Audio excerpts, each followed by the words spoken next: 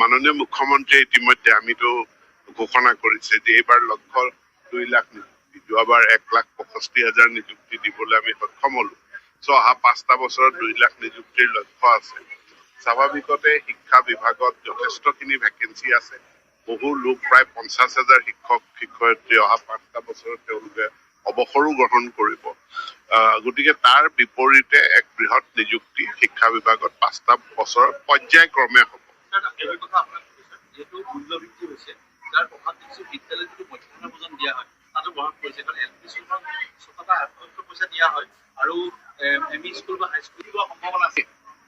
আগতীয়াকে বেলেগে দিওঁ।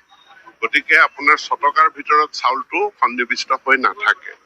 2 নম্বৰ, আমাৰ কমিউনিটি পাৰ্টিচিপেশ্যন ইয়াত এটা থাকে। আমি খুব ইম্পৰ্টেণ্ট কম্পনেণ্ট সমগ্ৰ শিক্ষাৰ, যে শিক্ষানুষ্ঠানটো কেৱল এটা চৰকাৰী অনুষ্ঠান নহয়, ই এটা ৰাজহুৱা অনুষ্ঠান, ইয়াক আমি কওঁ এটা কমিউনিটি ইনষ্টিটিউচন।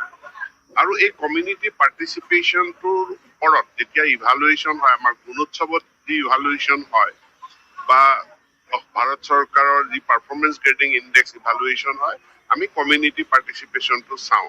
গতিকে চৰকাৰৰ ফালৰ পৰা এটা খৰচ আগবঢ়ুৱাইছে, চাউলখিনি আমি দিছো, আৰু তাৰ লগত কুক কাম হেল্পাৰ তেওঁলোকৰ আমি মাননীয়তা দিছো। কমিউনিটি পাৰ্টিচিপেশ্যনেৰে এই গোটেই আমাৰ সুন্দৰভাৱে মিড ডে মিলৰ প্ৰগ্ৰেম চলি আছে। ক'ৰ পৰা কোনো অভাৱ অনাটনৰ অভিযোগ আমি নাই।